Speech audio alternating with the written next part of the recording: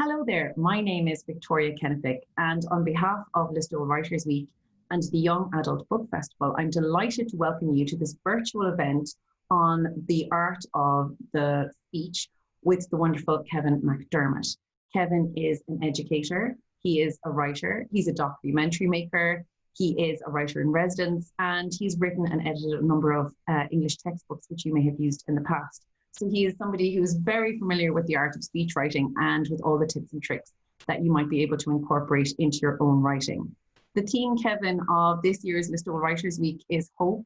So hopefully, even though we're not meeting in person, we'll be able to give hope to the students that are watching this about their own skills and their own talents in terms of speech writing and help them along, not only for the Leaving Cert, but I suppose as a life skill, being able to write a good speech is essential.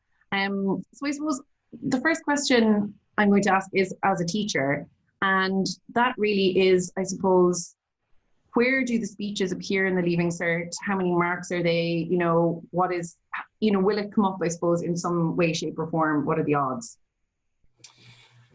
Yeah, it's lovely to be here. Thanks very much, Victoria. It's lovely to meet you, and virtually. And let's hope we can help the students, as you said. And I'm going to park that question just for a moment, just to say one thing as a preface. I think it's really important we're talking about speeches, we're talking about speaking.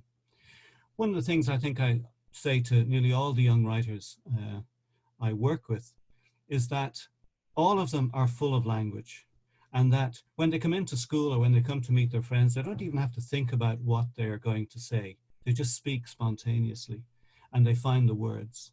And so I think one of the interesting things about speaking as opposed to writing is that we don't worry as much about where the words will come from. We just know they'll come. And I think that's really comforting for young writers, especially when you talk about speaking, is to say, because they're all fluent, and it's tapping into that fluency is what makes a good speechifier, if you like. So I think they already have all the tools they need, and then hopefully today we'll talk about how you refine them. But I think it's important to remember that that's what making a speech is. It's speaking. And all of us have a lovely fluency in speaking that's spontaneous, and it's tapping into that. Where does it come up in the exam? Well, it's likely to come up in one or two places on paper one. The first is in the B question. Interestingly enough, in the last 4 years, there's only been one speech in that B question.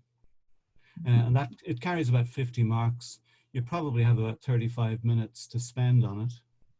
And that's a tricky little question, that B question, because one, you have a source text. Now, the last couple of years, some of the source texts have been amazing. You've had Caitlin Moran's been on there. You've had Paul Auster has been on there, Colin McCann, Janet Winterson. Mm-hmm. I mean, so some really interesting source texts to feed the imagination. But the tasks have gone in loads of different directions. So there's only been one speech in the last 4 years. Mm-hmm. So there's not a banker for that short one. It may come up. And the one that did come up actually in that, looking at the paper, given the source material, I was a little bit disappointed. I thought it was a bit dull.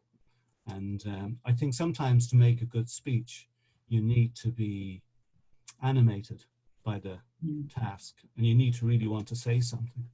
The other place, of course, it comes up, and it comes up every year, is in the composition, and that's 100 marks, and that's a lot of marks.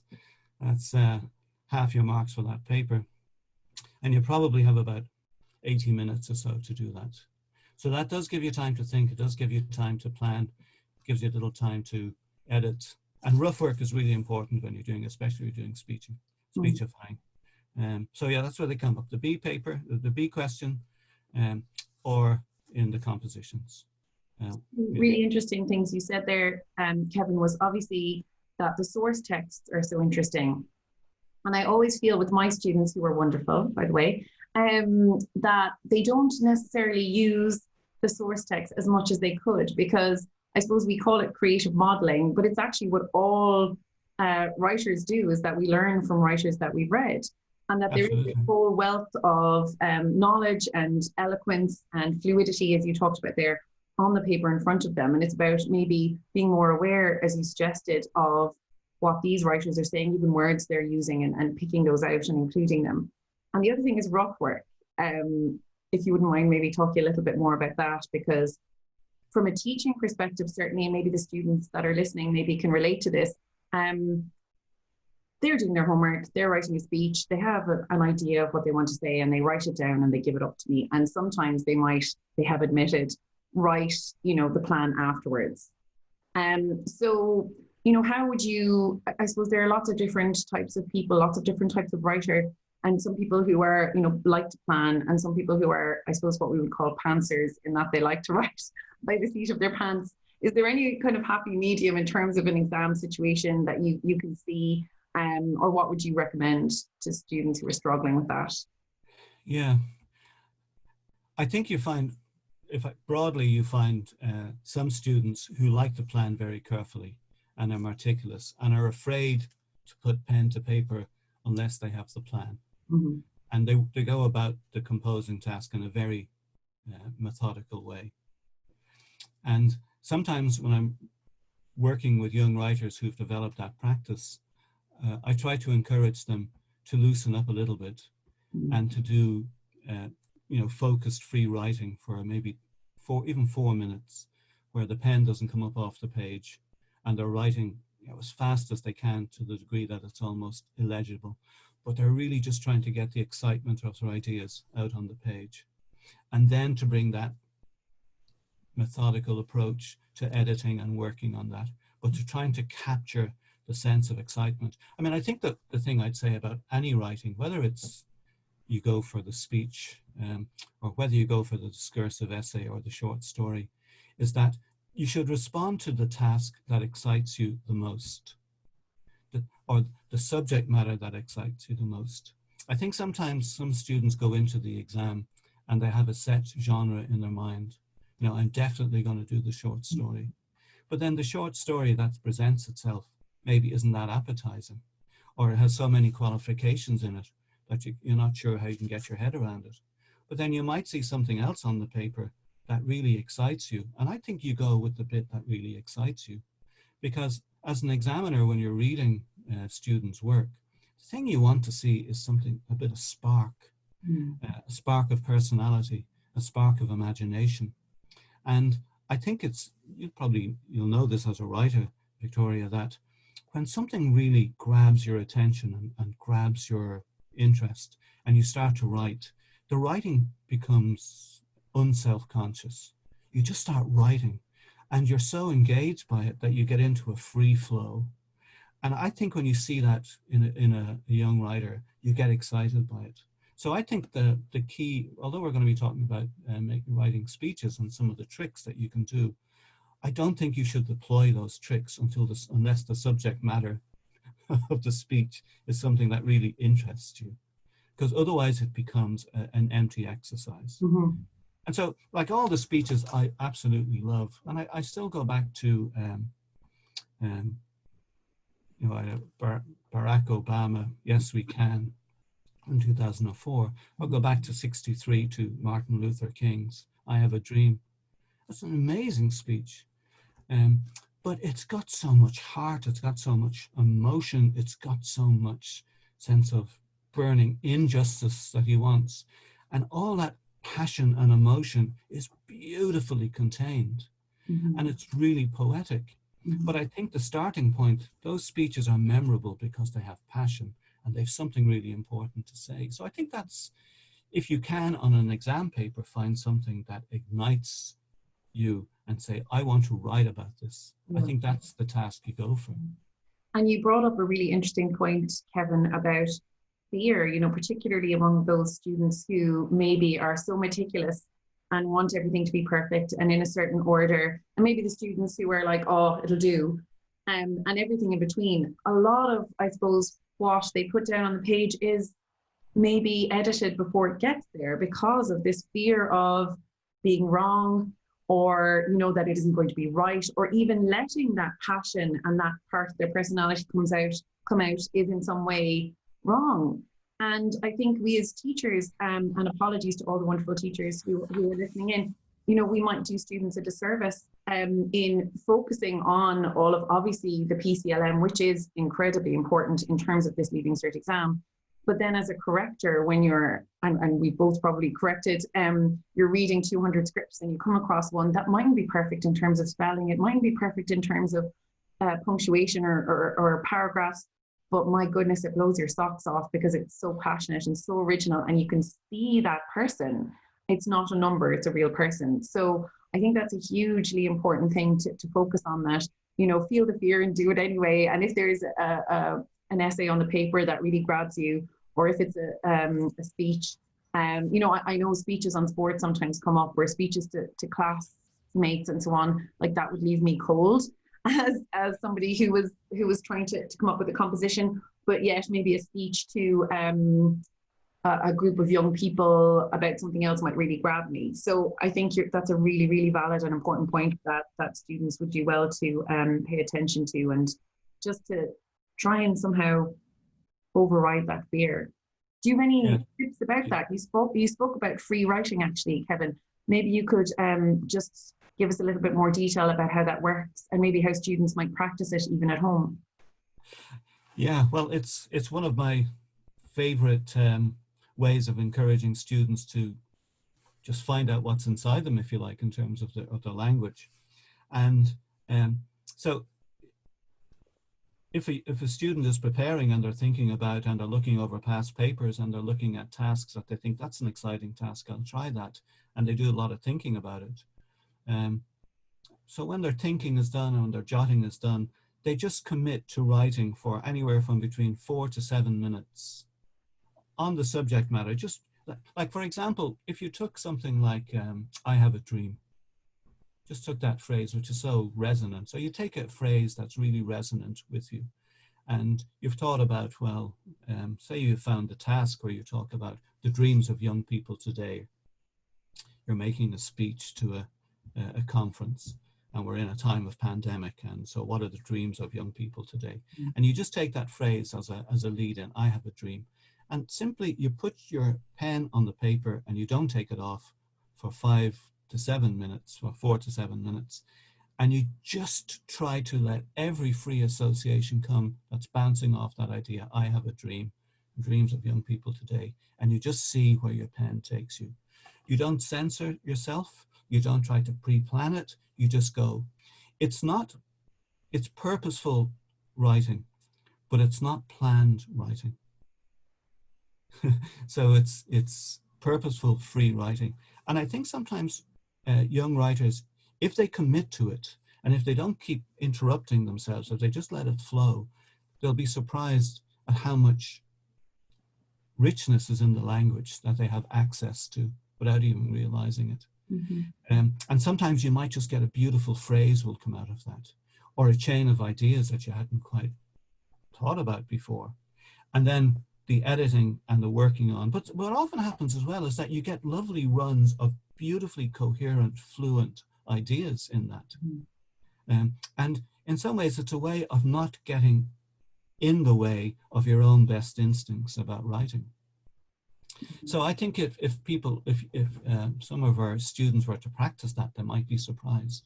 It also is really good, I think, for students who are a little bit uncertain and lacking in confidence about their own language ability. And I think it can give them a pleasant surprise how much they can write in such a short time. The other thing about it is that if you use simple prompts like I have a dream, it also encourages you to, you don't have to write with polysyllabic words to be really elegant and eloquent. I mean, again, Martin Luther King's speech, I have it in front of me actually, and he just uses that, I think it's 9 times he says, I have a dream. I have a dream that one day, you know, the Red Hills of Georgia, I have a dream that my 4 little children, I have a dream that one day down in Alabama. Mm-hmm. Not complicated language, but what it is beautifully poetic and really strong. And sometimes in free writing, you hit a phrase and that phrase is really resonates with you. And you can use that and you can use it over. And each time you repeat it, each repetition, it becomes stronger and stronger and stronger. And then also, I think a lot of the young writers find when they do that free writing, that a lot of the things teachers tell them, is good for rhetoric, like using three of everything. They find that they just access that automatically. Yes. That a lot of the things that we suggest you have to be mindful of, in fact, we reach them subconsciously and just incorporate it into free writing. So I think the free writing exercise is really good. It's good for confidence. It's good for getting that spark. It's good for really loosening up the writing and freeing it up. And then afterwards, it's only 4 minutes. You could do that in the exam as well. If you're kind of stuck, what am I going to do?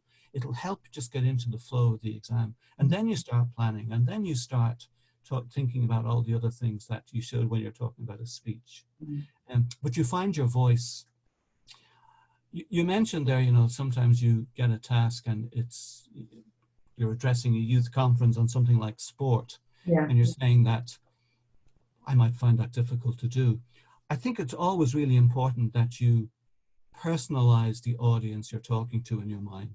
So if I'm a young woman and I'm addressing a youth conference, I might speak to all the other young women in the hall.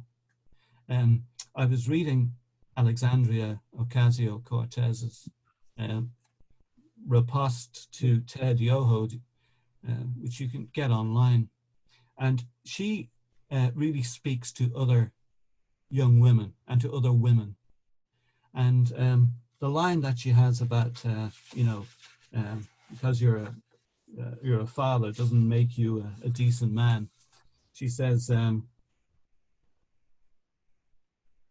so what I believe is that having a daughter does not make a man decent. Having a wife does not make a man decent. Treating people with dignity and respect makes a decent man.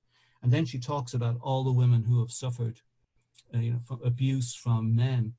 But it's an absolutely powerful speech, but you can see that she is addressing them in her address. You can see that every young woman who's ever been disrespected by a man will respond to it. So I think it's really important for the young writer, if you have a task, that you keep an audience, a specific audience in mind. It's not just the youth conference you're addressing. I want to speak to this cohort. And again, that will make you speak with a bit more passion, a bit more authenticity, Yeah, that's a brilliant point. And I think within the questions, there is scope for that because they are quite general in a sense. And do allow you, they're asking you, in fact, to make those questions your own so that you can. And in fact, the more you do so, the more marks you will get, the more that you make it, a personal response and a more authentic response, the more marks you will get. I think that one of the things about making a speech is that you have to present yourself in the speech who you are. So if, for example, you say, I am a young woman speaking to young women, or I'm a young man who loves sport speaking to other sports enthusiasts, that you situate yourself in relation to your audience. And in some ways, you establish your credibility for that audience. So I think that's what all of the great speech makers do. And they establish their authority. And so to young people, I think that's exactly the same. You have to, almost when you get up to speak or when you go to write your speech, part of it is saying, this is who I am in relation to who I'm speaking to. This is my credibility. This is where I draw my authority. It might be from my experience. I want to speak to others who have similar experience. So you establish yourself. And of course, you're speaking to an audience and you want to include them in it. Like nearly all of the great speech makers, they go from I to we. And they establish that sense of, if it's Martin Luther King about, I have a dream. But then he shares that dream with all those that we will. And the more passionate he becomes, what's really interesting about the passion is that the more the language is controlled. And I think in some ways the best speeches really are poetic. They're built up phrase by phrase. Each phrase is carefully considered. Each phrase builds upon the last. And you get a sense of a really careful use of language, a poetic use of language that's very powerful. So that's a really interesting point as well, because I often think, when we're doing poetry, we're doing poetry, these are the poets, these are the poems, and we go through them and we talk about poetic language. And then I think there can be a reticence or a lack of awareness that those skills that you've used can be transferred so easily and brilliantly into your composition or into any other aspect of your exam or into your writing. And that even, you know, if you've come across one beautiful phrase by Sylvia Plath and it really, really resonates with you, love set you going like a fat gold watch, you know, you put that in that speech and that's, you're going to find a way. So it's, I suppose, boxing clever, isn't it? That's what you're suggesting, that, you know, you find, you find the poetry in the poems and you find that language and then you transfer those skills into your writing of speeches. And again, that makes it a more nuanced and a more textured speech for the reader. And it also makes it more passionate and believable and interesting for you. And also, I suppose, you're not using all of, you know, your poet mightn't come up and you've learned all of these quotes. Well, use them in another part of the exam. So that's a really, really useful thing to do. So find a way to get them in there. Yeah. Well, of course, again, if I would tell, if, you know, how to prepare for a speech, read Martin Luther King's speech, read Obama's acceptance speech in 2004 in November. And yes, we can. And just look at the use of metaphor in it, and the way in which he brings both of them and bring the audience with him. And as I said, it comes from an I to a we, and they're on a path. But then the language becomes so beautifully metaphorical, and it's really touching. It's really emotional. And now sometimes you get a topic, and you maybe not be able to, you know, appeal to people's emotions. It might be more people's reasons, but metaphor will always work if it's well chosen and well judged. Yeah. So. And metaphor, I suppose, and simile are things that I think students sometimes are a little bit afraid of or uncomfortable with. And again, you know, using metaphor and simile, using the repetition that you suggested, like those phrases, yes, we can, or I have a dream. And using, I suppose, maybe quotes and references that you've come across already in your Evening Cert experience, those things will actually, you know, add to your language marks. And I know I'm being the, you know, teacher here, so I'm coming back to the marks. And I think you need a mixture in this game of like the practical, but also, as you say, the heart and the spirit. But, you know, in facilitating that or in accessing that, you're going to get more marks in your language section because and in your P as well, because they're the actual techniques that we would assign to speech writing. So you're actually meeting the brief without really necessarily, you know, putting a lot of effort into trying to figure it out. It's just kind of almost natural in a sense. Yeah. As I said, I think speaking is the most natural thing we do. And it's getting that balance between being natural, having a sense of flow, being authentic, with also, in a way, understanding the importance of heightened language. But it's very hard to artificially heighten your language. Language becomes heightened when you become passionate about something. Yeah. And so sometimes that's why I say, you know, the choice of essay is so important, because you have to choose something that you can, as I say, put a little bit of heart into. The language follows the passion. Mm-hmm. I think that always happens. Yeah. So when it comes maybe to choosing, you know, say looking at the speech and you're thinking about your P, which is, I suppose, the most important part of the marking the scheme. I suppose you have a lot more freedom than you think there, Kevin, in terms of making that essay title or that speech title your own. And then, you know, trying to, I suppose, bring your passion and through maybe using the automatic writing, personalizing it, connecting with the audience, establishing your credibility and your authority, using metaphor, going from an I to a we, using repetition of particular phrases that might come up in your automatic writing preparation. And as you say, you know, if you start doing the automatic writing, which is a brilliant task, and you can just time yourself, can't you, at home with your phone and just absolutely. Do it. Yeah. And that if you do that a couple of times, you know, before the exam and write an essay based on that or a speech out of that, you're going to be primed, really, aren't you, for when the actual speech comes up, because you'll have kind of trained yourself, if you like to use that term, to actually, you know, approach it. Absolutely, yeah.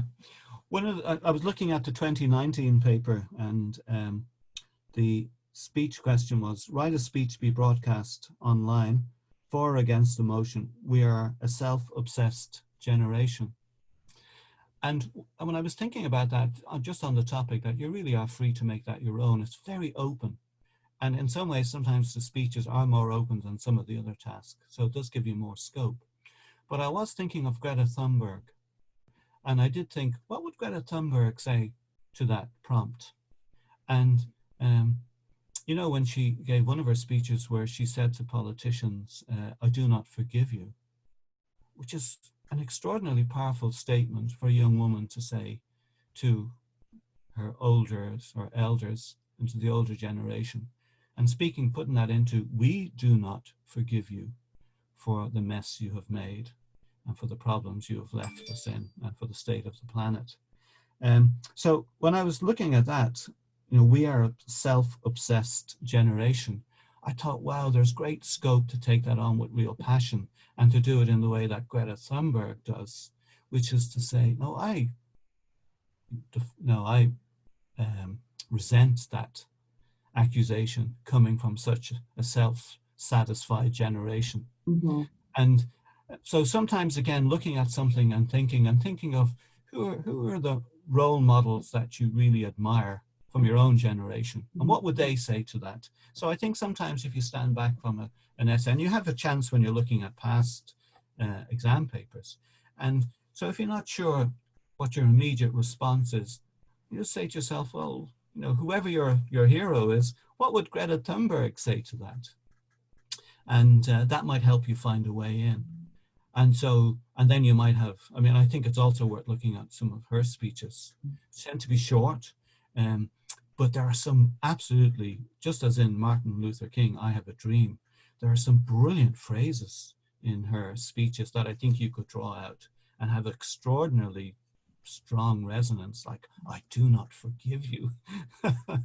Yeah. What an amazing, challenging speech. So, yeah, it is open for you to make it your own in a way that some of the other tasks are not. Mm-hmm. And that makes it an exciting task.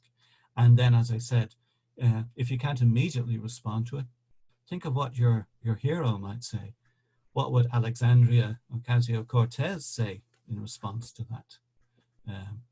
You know, what would Martin Luther King have said in response to it? What would Greta Thunberg have said in response to it? And that might find a way, a pathway in. I think all of these questions is about finding a pathway into the question that allows you to respond with kind of authenticity, really. And then, you know, being methodical, planning, preparing. But you have to also, I know I'm saying this repeatedly, but I think if you want to get really high marks, you have to have some spark, some way of sparking off this and reacting against it. You know, anger is a good thing as well. Anger, yeah, I was just saying. And like, you know, my goodness, if I was a student today, you know, listening to us talk and being denied so much because of this pandemic, and how ultimately this pandemic is perhaps, you know, if you were listening to Greta Thunberg, an environmental man-made disaster, and that could have been avoided with more careful management of how we farm our animals and how we work together with nature, you know, or, you know, the fact that we travel too much and so on and so on. Like, I'd be so angry that I was denied, you know, my leaving cert or denied my 5th year. And so channeling that and being honest, I think, and being your true self and not being afraid of that is perhaps the best advice you could give, Kevin, but also not just for the leaving cert, but I think for life in general. So I think, yeah, it's very, very wise, and I think very, very pertinent to the times we're in, but also very useful when it comes to writing for the speech. And you've given some excellent examples that I hope the students will go away and have a look online and see those speeches, because they really are a masterclass in how to structure the speeches and how to contain and channel that anger and that passion. Kevin, it's been brilliant. Thank you so much for your insights. And I hope they've been of use to all of you out there, and wishing you all the best in your future writing. And goodbye for now from Listowel Young Adult Book Fest.